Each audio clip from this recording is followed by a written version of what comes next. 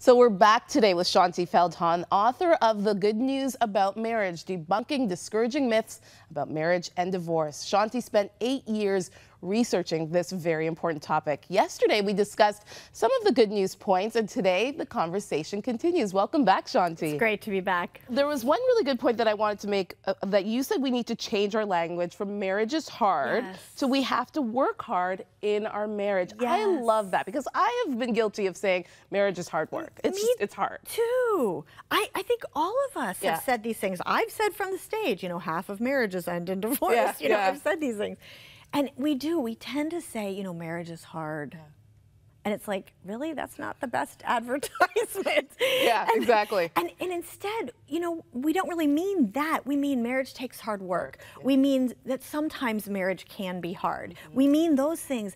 But when you say, marriage is hard, it gives this impression of it's just really complicated. Right. You need to have a PhD, and that's not true. I personally, I don't think God would have created this institution to be like, well, I'm sorry, you don't have enough graduate degrees to handle it, So it really is that there are those simple things. Okay, so then good news 3, the rate of divorce in the church is 25 to 50% lower among those who attend church. Yes. And I want to talk specifically about the Barna research study that came out that had kind of was misinterpreted. Yeah. Talk a little bit about that. Everybody who has attended church in recent years has heard the rate of divorce is the same in the church. Yeah. And it turns out it's a giant misunderstanding. Everybody thinks this study done by Barna Research found that the rate of divorce is the same in the church, and they didn't because they weren't studying people in the church. Right. He was only studying belief systems and looking at someone who answers a survey in sort of a Christian way or a Jewish way or a Muslim way. They had the same divorce rates, but he excluded whether they went to church from the analysis because that wasn't what they were trying to study.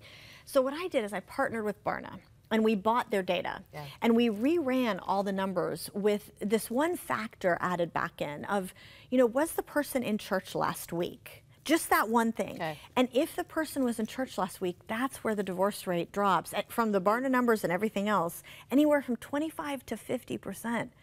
That's huge. It's not just the church attendance matters, it matters a lot. Yeah. And there are a lot of pastors out there. There's a lot of folks who put a lot of time and effort into trying to help people in the church, in their marriages, who are really discouraged by thinking, all my work doesn't matter.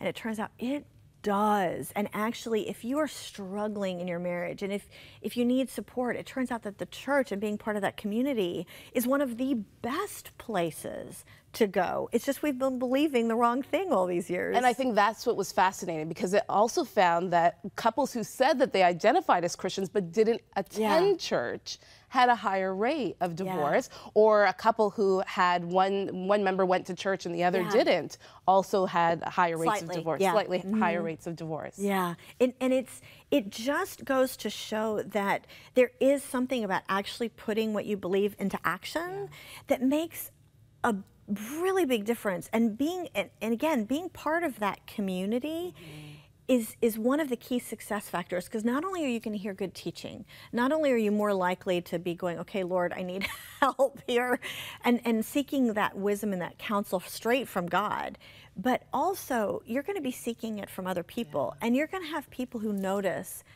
what's going on with you and Jimmy, or, are you okay, and come around you and support, and it turns out that is huge. Yeah. So good news number 4 was the large majority of remarriages last. Yes. We can't really go into a lot of detail. We don't have a lot of detail, but let me just tell you, we've all been believing these huge numbers. It turns out these huge divorce statistics you hear for second marriages, they're an urban legend. And it turns out that actually, no, according to the Census Bureau, again, just like 71% of people are still married to their first spouse, 65% are still married to their second spouse. Yeah. That's great news. And the last one, having a good marriage or improving a struggling marriage doesn't have to be complicated. Yeah, there's that. It can just be those little things. Like, again, thinking, okay, when I criticize him, I didn't realize it hurt so much, and so let me look for ways to say thank you, and I'm so proud of you, and suddenly, and he goes, wow, and he learns a few little things like, it actually matters when you're at odds, and and she's feeling all stirred up like, are we okay? He doesn't realize that it makes a huge difference if he says, look, I need some space, but I want you to know we're okay. We'll get through this.